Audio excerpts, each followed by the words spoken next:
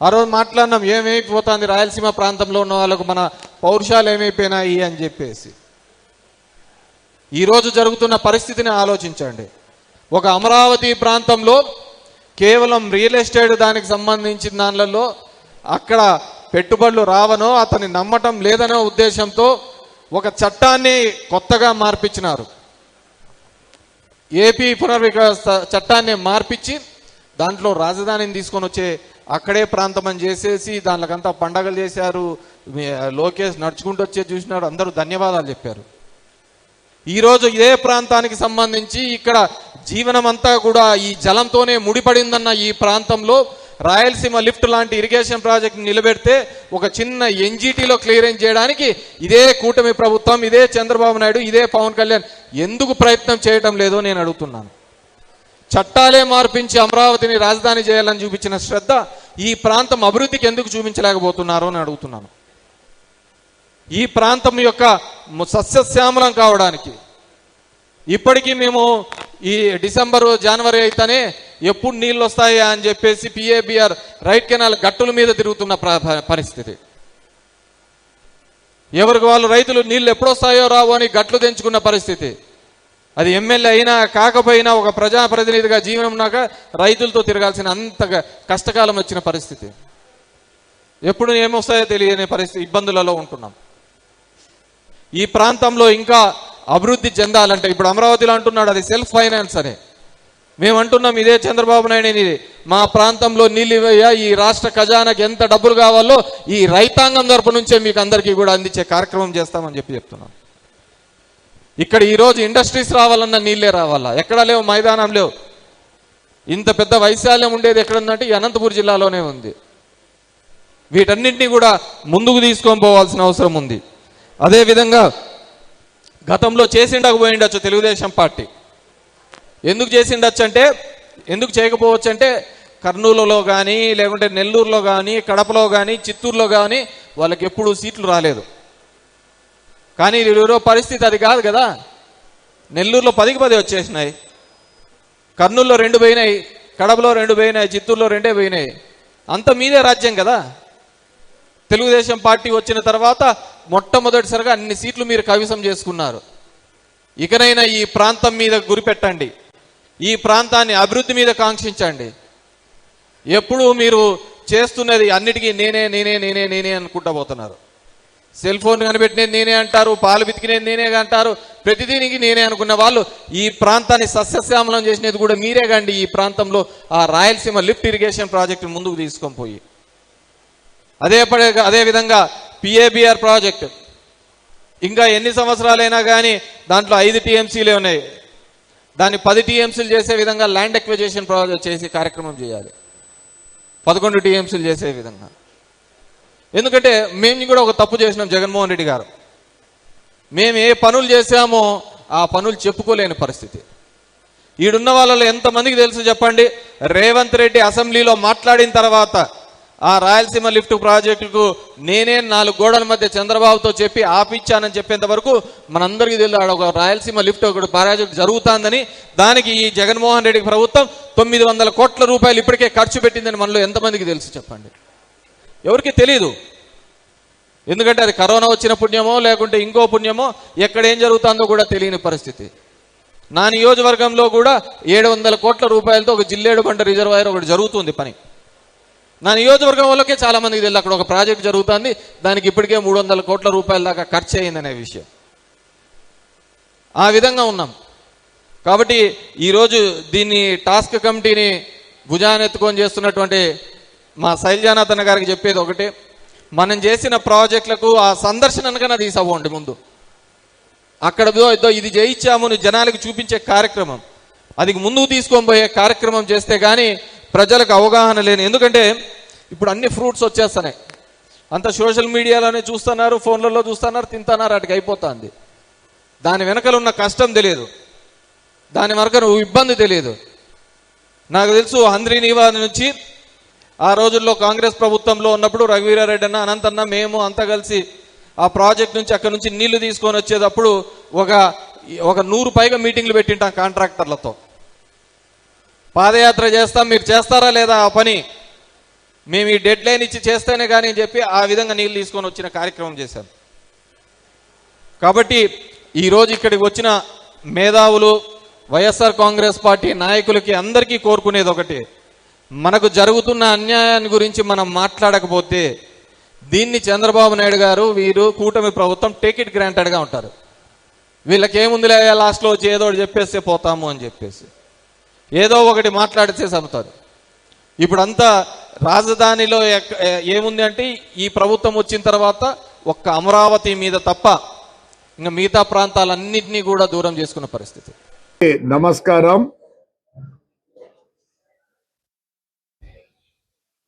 చాలా మంది తాడిపత్రుల్లో 80% ఇండస్ట్రీస్ తోనే బతుకుతున్నాం. వాళ్ళకేళ అనుకోవచ్చు ఏం పా ఎంతమందికి బతుకుతున్నారు అని. డైరెక్ట్ గా ఇండైరెక్ట్ గా ఇప్పుడు కియా ఉంది, మొత్తం కియా 11,000 నుంచి 12,000 మంది అంతా బతికేది, అంటే పని చేసేది. కానీ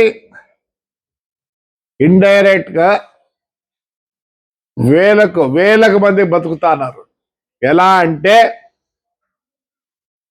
ట్రక్కులు వస్తాయి, కాశ్మీర్ వరకు పోవాలా, ఇట్లా కన్యాకుమారి వరకు పోవాలా, ఇట్లా బాంబేకి పోవాలా, ఇట్లా కలకట్టాకి పోవాలా. అక్కడ ఉండే పని వాళ్ళకు ఎన్నో హోటల్స్ అంట, ఏమే మంచి స్టోర్స్ అంట, అలాగా ఇండైరెక్ట్ గానే ఎక్కువ ఉంటుంది. డైరెక్ట్ కన్నా ఇండైరెక్ట్ గా ఎక్కువ ఉంటుంది. మన పరిస్థితి తీసుకుందాం.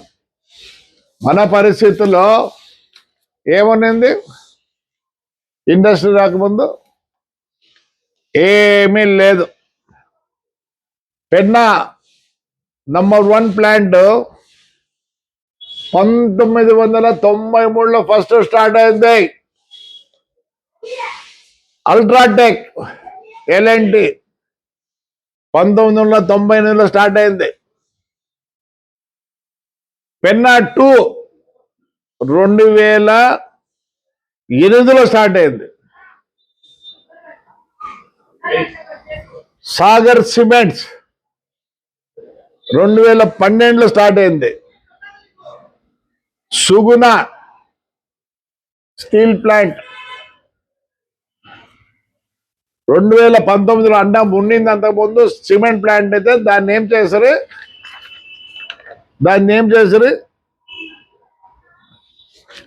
అర్జా స్టీల్ ప్లాంట్ కడప రోడ్లో ఉండేది. అది ముందు స్టార్ట్ చేసింది జితిన్ కుమార్ అని చెప్పి ఆయన దాన్ని స్టార్ట్ చేసినాడు. ఎప్పుడు 1900 ఎప్పుడు 1900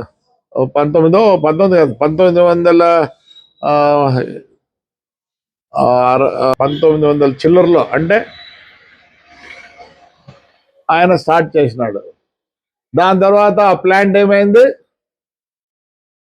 చైనా వాళ్ళు వచ్చి చేసారు. చైనా వాళ్ళు చేసినాక ఆడ నుంచి మెత్తగా ముందు వాళ్ళు వచ్చిండ్రు. ఎవరు? బ్రెజిల్ వాళ్ళు వచ్చారు. బ్రెజిల్ వాళ్ళ తర్వాత సింగపూర్ వాళ్ళు తీసుకుంటారు. వాళ్ళు తీసుకున్న తర్వాత ఈ పొద్దు కర్ణాటక సండూరు వాళ్ళు తీసుకున్నారు దాని ప్లాంట్. నిజంగా చెప్పాలంటే ఆ భూమిలో ఏముండే, కంపౌండ్ అడవి ఎద్దులుండే. ఈ అడవి ఎద్దులు పట్టుకునేదానికి రాజస్థాన్ నుంచి పిలిపించి పట్టించినాం. ఒకప్పుడు మా నాన్న 1948లో సంజీవ్ నగర్ని పుట్టింది, లేఅవుట్ అయింది. ఆ వద్దు సెంటు 250 కాదు, మొత్తం 5 సెంట్లు 10 సెంట్లు 250. ఈ వద్ద పక్కన ఉన్నది 22 లక్షలు 1 సెంటు. ఆటో నగర్ చేసింది ఎవరు? ప్రభాకర్ రెడ్డి. ఎలా చేసినాడు? 32,000తో ఎకరా వాళ్ళందరిని అడిగి ఆ పొద్దు తీసుకుని ఇచ్చిన వాళ్ళకు మళ్ళీ 5 నుంచి 10 సెంట్లు ఇచ్చినాం. ఇవన్నీ ఊరికి రాలే. ఎంత ఉన్నింది కడప రోడ్లో? అడిగేవాడే లేడు. ఆ పొద్దు ఇప్పుడునే స్టీల్ ప్లాంట్ కోసరము ఎంత కొనింది? 100 రూపాయలు. వీరాపురంలో రామిరెడ్డి అన్న వాళ్ళ అన్న ఉండే, ఆయన తిరిగి చేయించాడు. మళ్ళీ 100 రూపాయలు, 200 రూపాయలు, 300 రూపాయలు, 10,000. ఈ పొద్దు ఎంత?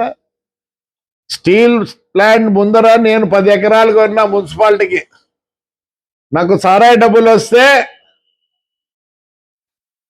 మున్సిపాలిటీకి అని ఆ డబ్బులు ఇచ్చి ఆ కాంపౌండ్ ఉంది చూసినారు లేదు, 10 ఎకరాలు మొత్తం 1,00,000 రూపాయలే అబుద్దది. నెల్లూరు ఆయన కొనిన్నాడు ఆ స్థలాలన్నీ. ఆయనే వేస్తే ఆ రోజు ఆ 10 ఎకరాలు మాకు ఇచ్చినాడు మున్సిపాలిటీకి. నేను ఇచ్చా. నాకు బ్రాందీ షాప్ కాదు, సారాయి గంటలో వస్తే రా చూపిస్తా. ఈ పొద్దు కూడా ఆ పొద్దు అడిగేవాడు లేడు. ఈ పొద్దు బ్రహ్మాండంగా తయారైంది. స్టార్ట్ అయిన రోజుల 2002 అనుకుంటే 25 33 సంవత్సరాల స్టీల్ ప్లాంట్ స్టార్ట్ అయ్యి 33 సంవత్సరాలు. అదైతే అన్ని తీసుకోండి 25 సంవత్సరాలే ప్రతి ఇండస్ట్రీ వచ్చాయి. ఈ పొద్దు కొందరు పొల్యూషన్ అంట. పొల్యూషన్ అంటే మీరు పనిచేస్తే పొల్యూషన్లే, మీరు పనిచేస్తే పొల్యూషన్ లేదు, మీకు ఆదాయం ఉంటే పొల్యూషన్ లేదు. ఎందుకు పెరిగిపోతుంది కడప రోడ్డు? ఎందుకు పెరిగిపోతుంది? ఆ ఇండస్ట్రీస్ అవి ఉండి 100 రూపాయలు ఎకరా కొనింది జితేన్ కుమార్. ఈ రోజుకు ఉంది. నేను రికార్డులే కూడా మాట్లాడినా, అన్నీ ఉన్నాయి. ఈ పొద్దు పొల్యూషన్ కంప్లైంట్ చేస్తారా? ఎవడో మొగోడైతే తాడిపత్రిని నాశనం చేయాలని కొందరు కంగరం కట్టుకున్నారు. రాయరా పొల్యూషన్ కి మొత్తం చుట్టుముడతారు. ఎవడెవడు రాస్తాడో పొల్యూషన్ అని ఎంపలాడించి కొడతారు. మొత్తం మీ హిస్టరీ చెప్తా. పొల్యూషన్ అంటే మీ హిస్టరీ చెప్తా. ఊర్లు ఇడిపిస్తారా? కాలుస్తారా? చంపుతారా? భద్రం. తాడిపత్రి జోలికి ఎవడొచ్చిన ఇడిచిపెట్టే ప్రసక్తి లేదు. అందరు ఇండస్ట్రీస్ కావాలా తిరిగితే అటుపై చూడబోండి. కర్నూలు డిస్ట్రిక్ట్ లో ఏమైంది? ఇండస్ట్రియల్ ఇదని పెట్టినారు.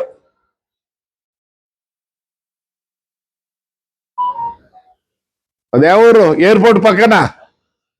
నేను కూడా ఇండస్ట్రీ పెట్టి ఇప్పుడు ఉంది నాకు స్థలం ఆడ.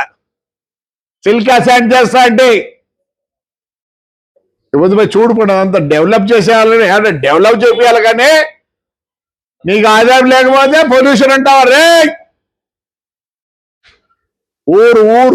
ఊరు ప్రజలంతా నీ ఇళ్ళ కాడుంటారు. ఎవడోడు పొల్యూషన్ అంటాడా?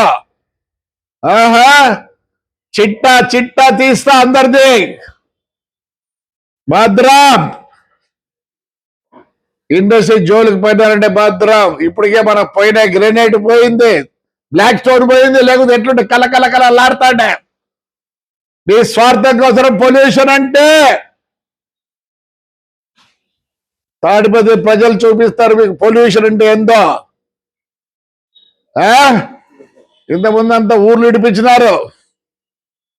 మీరు ఊర్లు ఇడిచాల్సి వస్తుంది. పొల్యూషన్ అంటే భద్రం. ఏ ఇండస్ట్రీ కాడన్నా పోయి పొల్యూషన్ అంటే ఏమైంది? ఇన్ని రోజులు 30 సంవత్సరాలు పొల్యూషన్ లేని ఇబ్బంది వచ్చిందా?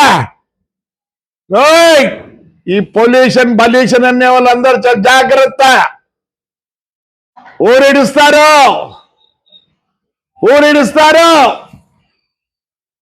ఎవడో పెట్టేవాడు పెట్టమను. 40 సంవత్సరాల నుంచి పొల్యూషన్ లేదు ఇబ్బంది వస్తుంది అంటే మీకు ఆదాయం లేకపోతే ఏమి వెళ్తారా? ఒక్కొరి చిట్టా నా దగ్గర ఉంది. భద్రం. మొన్న భూముల దాంట్లో 30 సంవత్సరాల తర్వాత వాళ్ళ పిల్లలు అమ్మిందే 30 సంవత్సరాల కింద అమ్మితే వాళ్ళ పిల్లలను తెచ్చి ఆడపిల్లలు తెచ్చి సంతకాలు పెట్టిస్తారా? పోతారా? నాశనం అయిపోతారు. ఏమనుకుంటున్నారు? జాగ్రత్త. పొల్యూషన్ ఇట్లా 30 సంవత్సరాల తర్వాత సంతకాలు పెట్టించేది ఏం చేస్తారా? మీ 302 కథ మాకు తెలుసులే. ఆ కాలం పోయింది. ఈరోజు నమస్కారం పెడతాడే మాకు ఇండంలే. భద్రం. పొల్యూషన్ అని పిటిషన్ పెడితే ఇండ్ల కాడికి వచ్చి కొడతారు తాడిపత్రి జనం. ఏదో బతుకుతాను. ఈ వద్దు ఈ భూమి రేట్లు ఎంతైనా కోట్లకు పోతున్నాయి. తాడిపత్రి ఇంప్రూవ్ అవుతుంది. 2027 చూడండి. గుళ్ళు, శ్మశానాలు, సోలారు. ఏమనుకుంటున్నారు? ఈ చీడ పురుగులు ఉన్నారే వాళ్ళనే కాదు, వాళ్ళకు సపోర్ట్ ఉండేవాళ్ళు కూడా పల్లెలు కూడా ఉన్నారు. జాగ్రత్త. ఇంప్రూవ్ అవుతుంది తాడిపత్రి ఇంప్రూవ్ అవుతుంది. రండి పోదాం. గుంటకల్కి పోదాం, కళ్యాణదుర్గకి పోదాం, ఉరవకొండకు పోదాం, గుంటకల్కి పోదాం, అనంతపురం పోదాం. ఎక్కడ కావాలంటే అక్కడికి వచ్చేదాన్ని మేము రెడీగా ఉన్నాం. 3 పూటలు తింటారు ఈ ఊరు జనం. ఈ ఊరు జనకి చైనీస్ తెలుసు, జాపనీస్ తెలుసు. ప్రతి ఒక్క ఫుడ్ అవైలబిలిటీ ఉంది. దీన్ని చాలా ఇంప్రూవ్ చేయాలనుకుంటున్నాం. ఇది కూడా లేడీస్ కోసం పెద్ద ప్రాజెక్ట్ పెట్టాం. వదిలేదు. ఎవడన్నా కనుక పొల్యూషన్ అని సంతకం పెడితే మీకు దమ్ము కంటే పెట్టండి రా. ఊరు జనం వచ్చి మిమ్మల్ని తన్నకపోతే అడగండి. ఊరు ఇడిపిస్తాం. ఇండస్ట్రీస్ వచ్చినాయి, బాగుపడినాం. 3200 లారీలు ఉన్నాయి. మా ముస్లిం అబ్బాయి ప్రతి డ్రైవరు, క్లీనరు ఏమైనారు? ఓనర్లు అయినారు. ఒక లారీ తెస్తే 5 మంది పోతారు. 2 క్లీనర్లు, 2 డ్రైవర్లు, ఒక ఓనరు. దానికి డీజిల్ కావాలంటే కడప నుంచి డీజిల్ కావాలి. మళ్ళీ ఇట్లా ఇండైరెక్ట్ ఎన్నో అయినాయి. బుగ్గలో ఏమైనా ఉన్నా ఇప్పుడు 2 బ్రాందీ షాపులు ఉన్నాడు. బ్రాందీ షాపులు ఊరికి తెరచారు. మొన్ననే దాన్ని తీసిపోయి ఆడ పెన్నాలు పెట్టారు పైన. అర్థమేమే? తాడిపత్రి జోలికి వచ్చినారంటే ఎంత దూరమైనా పోతా. భద్రం. ఊరిడిపిస్తా. దాని పొల్యూషన్ గలీషన్ అంటే 40 ఏళ్ళు లేని పొల్యూషన్ ఈ పొద్దు వచ్చిందే అంటే మీకు ఇన్కమ్ తగ్గితే పొల్యూషన్ అంటారా? భద్రం. తాడిపత్రి ఇంప్రూవ్ అవుతుంది. దీన్ని నాశనం చేయొద్దండి. ఎవరిని కేర్ చేయం. మీరు పొల్యూషన్ అంటే విడిచిపెట్టిపోండి. ఊరు పొల్యూషన్ అయితే ఆడ ఎన్ని విలాసం వచ్చినాయి.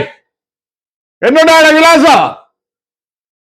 ఏం పొల్యూషన్ ఉంటే ఆడ రేణు చెట్లు ఇవన్నీ ఉండవు. భద్రం. ఈ పొల్యూషన్ అనే వాళ్ళకి జాగ్రత్త. తాడిపత్రిని చెడగొట్టద్దండి. ఈ బుద్ధంతా ఇండస్ట్రీలు పరిగెత్తా అంటే పొల్యూషన్ అంటే నీకు సంపాదన లేకపోతే పొల్యూషన్ అని పెట్టు. తాడిపత్రి జనం ఎవడు పెడితే వాడిని ఇంటికాడు ఉంటారు. ఖచ్చితం. ఖచ్చితం ఇండస్ట్రీ కాదు, ఏం కావాలి చెప్పు, సబ్జెక్ట్ నా దగ్గర ఉన్నాయి చెప్తా. రైట్ అమ్మా, థ్యాంక్ యూ.